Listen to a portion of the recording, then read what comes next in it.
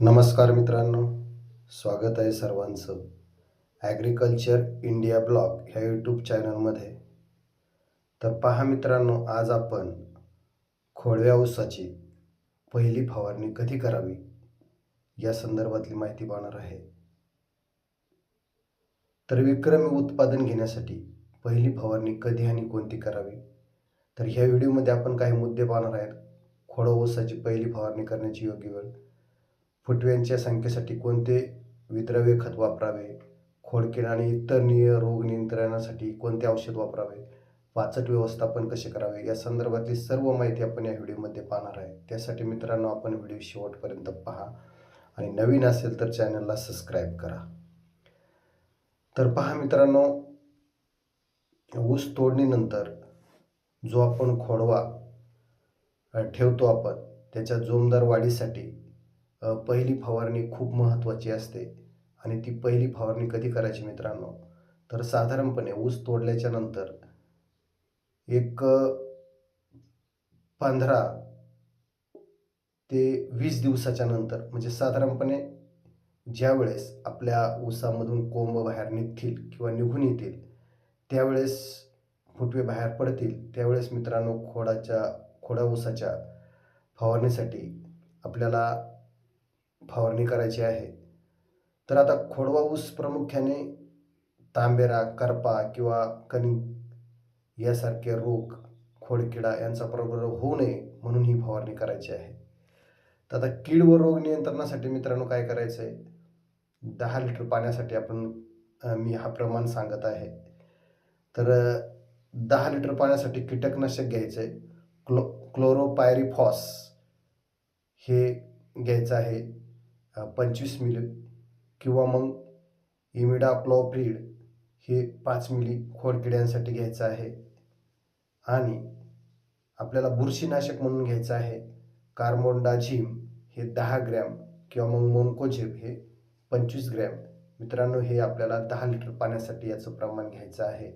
तर याने काय होणार आहे, आपल्या ऊसामध्ये जे बुरशी किडा वगैरे असतील त्याचा फायदा होईल.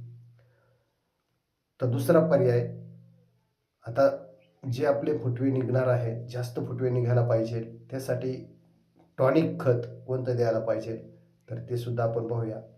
19-19 हे एक खत आहे मित्रांनो. हे खत सुद्धा आपल्याला 70 ते 100 ग्रॅम घ्यायचं आहे. आणि याचं काम काय असते, तर फुटव्यांची संख्या चांगली वाढते, म्हणून हे आपल्याला 19-19 हे खत घ्यायचं आहे. आणि हे खत घेतल्याच्या नंतर आपण जी फवारणी करणार आहे त्याच्यामध्ये हे खत टाकायचं आहे. आणि पूर्ण चांगलं टाकीमध्ये मित्रांनो खत मिसळून द्यायचं आहे. आणि मग मित्रांनो हे खत आपल्याला फवारणी करायची आहे. आता याच्यामध्ये काही पिवळेपणा वगैरे काही घालवण्यासाठी, पानाची हिरवळ टिकवण्यासाठी आपल्याला सूक्ष्म अन्नद्रव्ये जे असतात ते 25 मिली आपल्याला याच्यामध्ये घ्यायचं आहे. आणि अशा पद्धतीने जर ही पहिली फवारणी जर तुम्ही केली, तर मित्रांनो तुमच्या ऊसाची फुटव्यांची संख्या चांगली होईल, कोंब चांगले जोमदार निघतील आणि खूप चांगल्या प्रकारचा तुमचा खोडवा ऊस येऊ शकतो. तर याच्यामध्ये आता ही पहिल्या फवारणीचं महत्त्व झालं मित्रांनो. आता काही महत्त्वाच्या टिप्स मी ह्या व्हिडिओच्या माध्यमातून आपल्याला सांगतोय. तर काय करायचं आहे, पाचट व्यवस्थापन, जर आपण पाचट व्यवस्थापन जर केलं नसेल तर ती कसं करायचं बघूया. खोडवा ठेवताना पाचट न जाळता ते शेतातच कुजवावे.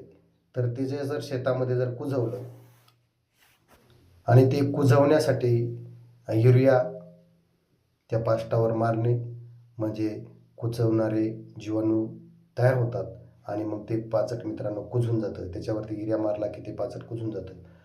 तर जिथे ऊस, दुसरी गोष्ट, जिथे ऊस उगवला नाही किंवा जिथे खोडं पातळ आहेत किंवा जिथलं खोडं फुटलं नाही, तिथे नवीन रोप लावून सांधून घेणे, गॅप भरून काढणे, त्याच्यामुळे सुद्धा आपला तोटा होऊ शकत नाही. हे एक मित्रांनो त्याच्यामध्ये आपण नियोजन करायचं आहे. दुसरी गोष्ट, ऊस तोडणीनंतर जे राहिलेली बुडं असतात, ही बुडं धारदार कोयत्याने छाटून काढणे, हे सर्व कामे आपल्याला करायची आहे. तर ते बुडं का छाटून काढायचे मित्रांनो, तर काय होतं, जर आपण ऊस तोडल्याच्या नंतर मशीनने तोडला असेल किंवा हाताने मजुराने तोडला असेल तर ते काही वेळेस जमिनीच्या वर एखादा अर्धा फूट वरूनच तोडतात काही.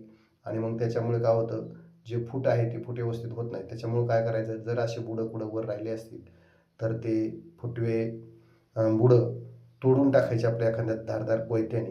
अशा पद्धतीने जर तुम्ही नियोजन केलं तर खूप चांगल्या प्रकारचं तुम्हाला फुटव्यांची संख्या मिळू शकते आणि ऊस उत्पादनामध्ये तुमची चांगल्या प्रकारची वाढ होऊ शकते. तर हे सर्व नियोजन मित्रांनो आपण खोड्या ऊसाच्या पहिल्या फवारणीचं सांगितलेलं आहे. तर याच्यामध्ये परत एकदा मी आपल्याला हे सांगत आहे की काय करायचं आहे. साधारणपणे 10 लिटर पाण्यासाठी 25 मिली आपल्याला कीटकनाशक घ्यायचं आहे. मग ते तुम्ही कोणतंही कीटकनाशक घेऊ शकता. आणि इमिक्लोराइड हे मित्रांनो खोडकिड्यांसाठी असतं, हे 5 मिली घेऊ शकता. आणि बुरशीनाशक असतं, हे 10 ग्रॅम घेऊ शकता. तर अशा पद्धतीनं आपण ते फवारणीचं औषध घेऊ शकता. आणि टॉनिक म्हणून आपल्याला चांगला फुटवा येण्यासाठी टॉनिक म्हणून 19-19 हे खत 700 ते 100 ग्रॅम तुम्ही एका टाकीला वापरू शकता. त्याने तुमची फुटव्यांची संख्या चांगली वाढेल, फुटवे चांगले जोमदार येतील. तर अशा पद्धतीनं जर तुम्ही हे जर केलं तर खूप चांगल्या प्रकारचं तुमच्या ऊसाचं जे खोडव्याचं नियोजन आहे ते तुम्ही करू शकता. साधारणपणे ऊसाची पिवळी जाण्यासाठी जर तुम्ही पाण्यामधून युरिया जर सोडला तर मित्रांनो त्याने सुद्धा तुमच्या ऊसाची पटकन काळोखी येईल आणि पिवळगीपणा निघून जाईल. अशा प्रकारे जर तुम्ही तुमच्या ऊसासाठी नियोजन जर केलं तर खोडव्याचा ऊस तुम्ही चांगल्या प्रकारचा हे करू शकता, चांगला जोमाने येऊ शकतो आणि त्याच्यामध्ये तुम्हाला भरघोस असं उत्पादन मिळू शकतं. तर अशा पद्धतीने मित्रांनो खोडव्या ऊसाचं नियोजन कसं करावं या संदर्भात माहिती आपणास मी या व्हिडिओच्या माध्यमातून दिलेली आहे. तर आपणास हा व्हिडिओ कसा वाटला नक्की एक कमेंट करून सांगायचं आहे. खोडवा ऊस ही पहिली फवारणी कधी घ्यावी, कोणती घ्यावी या संदर्भातली सविस्तर माहिती आपण या व्हिडिओच्या माध्यमातून पाहिलेली आहे. तर व्हिडिओ शेवटपर्यंत पाहिल्याबद्दल खूप खूप धन्यवाद.